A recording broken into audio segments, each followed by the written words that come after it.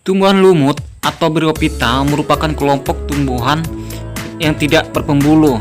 Tumbuhan lumut adalah tumbuhan yang hidup dan menyesuaikan diri dengan lingkungan darat. Biasanya pada tempat-tempat yang lembab dan basah. Dilansir Encyclopedia Britannica 2015, lumut salah satu dari setidaknya 12.000 spesies tanaman darat yang mengandung spora non-vaskular kecil. Tumbuhan lumut memiliki ciri-ciri yang berbeda dengan tumbuhan lain. Tumbuhan lumut ada yang berbentuk tumbuhan kecil dan tegak, seperti lumut daun, ada yang berbentuk lembaran seperti lumut hati. Berikut ciri-ciri lumut. Ukuran tumbuhan lumut bervariasi. Pada tumbuhan lumut kecil tingginya mencapai 1 hingga 2 cm, sementara yang berukuran besar dengan tinggi 20-40 cm. Batang dan daun tidak punya pembuluh, angkut, floem, dan xilem. Kemudian air diserap oleh rizoid secara imbisi, kemudian diedarkan ke seluruh bagian tubuh melalui proses difusi. Tumbuhan lumut tidak memiliki sistem pembuluh pengangkut yang khusus untuk mengangkut air dan mineral pada ujung batang dan titik tumbuh yang menyebabkan tumbuh memanjang. Tumbuhan lumut dapat dijumpai di berbagai tempat yang lembab dan basah, seperti di daratan, tanah, tembok, bebatuan yang lapuk, menempel di kulit pohon atau air. Lumut mengalami pergiliran keturunan atau metagenesis. Alat perkembangbiakan jantan berupa antheridium dan alat perkembangan betina berupa achegonium. Umumnya, lumut berwarna hijau berbentuk lembaran. Dalam tubuh lumut mengandung sel-sel yang berkloroplas atau klorofil untuk fotosintesis. Tumbuhan lumut mengalami pergiliran keturunan atau metagenesis antara generasi gametofit dan sporofit. Klasifikasi tumbuhan lumut. Ada beberapa penggolongan pada lumut, yakni yang pertama itu adalah lumut daun atau Bryopsida.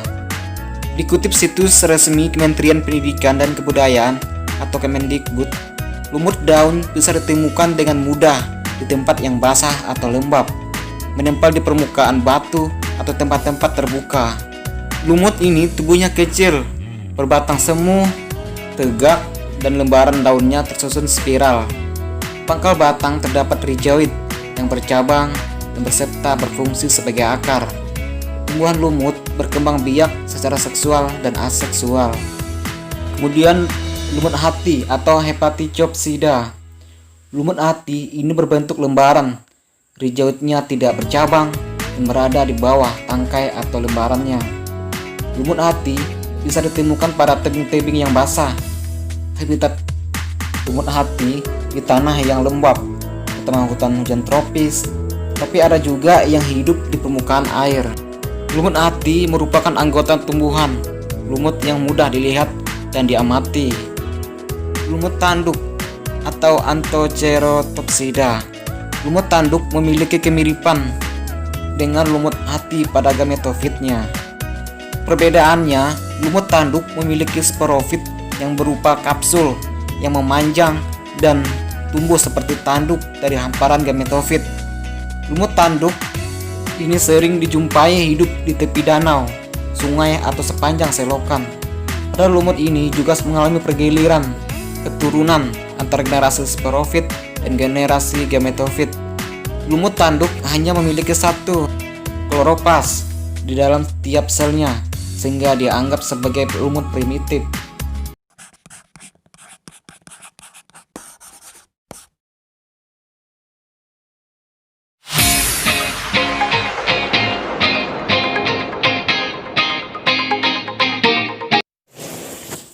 Oke guys, ternyata seperti ini ya bentuk Pelargonium spidatum.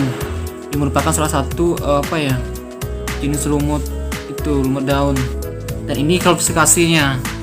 Kalian bisa melihat di mana ini adalah divisinya Bryophyta ya.